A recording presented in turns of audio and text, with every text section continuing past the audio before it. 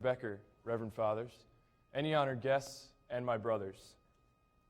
Compared to the heroic St. Nicholas and strong. From a young age, and once I began to have younger siblings, I learned responsibility and good character as traits for being a good kid and pleasing my parents. I was a reserved, yet competitive child who loved sports, playing them all the time, especially baseball. I wore out my dad's arm many a Saturday afternoon playing catch in the backyard, throwing pop flies. And I can truly say that the Catholic faith was the axis on which my family's daily life turned. As a toddler, my mother would take me to daily Mass.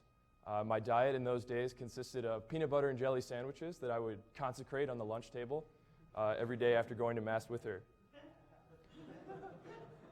I attended Catholic school all my life. I was blessed by great teachers and a firm foundation in the faith at home, in the principles of the faith, and all the way through the sacraments of initiation.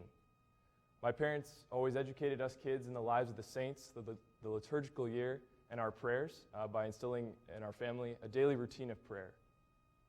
They took us to daily Mass whenever they could, and as I grew older, I even began accompanying my parents to their weekly adoration hour before I even really knew what adoration was. In the 5th grade, like most young Catholic boys, I began serving at the altar, and I can't really explain why, but I loved it. I really enjoyed the more active participation in the liturgy, and I really just, it felt natural, it felt right. That's the best way I can explain it. And so I began to serve more often because I loved it so much. This is how I cultivated relationships with our pastors and various priests that came through the parish. And I believe that this proximity to the Holy Sacrifice of the Mass in these early years were what planted a seed for a desire for something deeper. And ultimately, I think that was a desire for a deeper relationship with Jesus Christ. Yet, even in these early years of rich faith formation, I never experienced a strong pull toward the priesthood. My parents and other parishioners certainly encouraged me to be open to the vocation, given my enthusiasm for being up on the altar. But I always saw the priestly life as distant from myself. It was a sacred and honorable path, to be sure, but it wasn't something for me. It was for people far holier than I. Besides, when I was 11, 12, 13 years old, I was much more concerned with the prospects of my baseball career than I ever was in discerning a vocation. Because at that point, I had my life all planned out. I was going to make the high school varsity baseball team. I was going to get a Division I scholarship. I was going to play Major League Baseball for the St. Louis Cardinals. I was going to make millions of bucks. I was going to retire at 38, and I was going to settle down, live a stress-free life with my family. But when I barely managed to crack the freshman B squad of my high school team my first year, I decided it was time to reevaluate. And while I was willing to give up baseball, I was not willing to give up the prospects of living a comfortable life later on. So I set my sights on becoming an engineer with essentially the same goals as before. Around this same time, however, I began attending meetings with the Legion of Our Lady at Dowling Catholic High School. This is the men's prayer group at Dowling. And it was there that I met Father Zach Kautsky, the school chaplain, and later Father John Akery, who is one of my greatest mentors to this day. My sophomore year, Father Zach Kautsky, he asked me to start serving daily Mass for him. And Father Kautsky had recently become the associate. In addition to his duties at Dowling, he had become the associate at my parish. And so I naturally said yes. I was very much willing to serve him. And so as a 10th grader, I began waking up 3 days a week, 6 a.m., to serve 7:15 a.m. Mass at Dowling.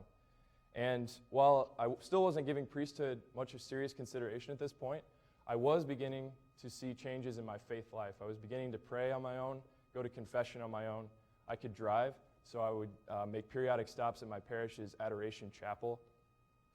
I was going to serve Mass on my own accord, not simply as a sense of duty. And so, again, seeds are starting to be planted even as I go through high school. And so by my junior year, I think the seeds of priesthood in my heart were ready to take root. And it was that fall at a conference in adoration. I was looking up at the Blessed Sacrament and the priest who was doing benediction. And I saw myself in his shoes. I felt an intense desire and a consolation toward bringing Christ to his people one day. I admit that I was scared, but like with altar serving, it felt natural, it felt right. and that's the best way I can explain it. I put those desires away for a time, however, and I didn't bring them back up again until it was really time to get serious about what was coming after high school. And so after a few months, like I said, I revealed this experience and these desires to my parents, to Father Kautsky and other close friends, and I was very blessed to have their immediate support right away. One of the things that we were very blessed with at Dowling was a culture of vocation. For me, I had met some of my future brother seminarians in the Legion of Our Lady, and seeing them discerning a vocation to the priesthood and acting on that by going to the seminary gave me also a certain freedom to discern my vocation. Part of this culture of vocation also included visiting here St. John Vianney, where I became convicted that this is where the Lord wanted me to be, despite lingering doubts about the priesthood. And so I continued discerning my junior year, which seemed like an eternity at times. But by my senior year, I was ready to apply for the seminary.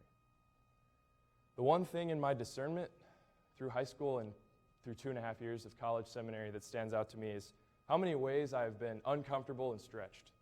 And the reason this stands out to me is because this is the exact opposite of what I thought I wanted all through my life and into high school before I started discerning.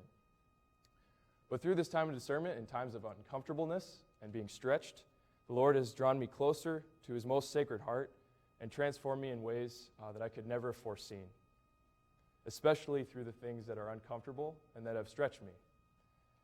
I've come to love Christ and His church more deeply through prayer, education, and the direction of the seminary staff. I can say that seminary has required me to give more of myself than anything else I've ever done, but I've also received more here than anywhere else in my life. The seminary has allowed me to experience the aches and pains of the heart, but it has allowed me to experience the most healing. I pray that in passing up comfort for a greater purpose, Christ may use me as His minister to make Himself more known to His church. Praise be Jesus Christ. Now and forever.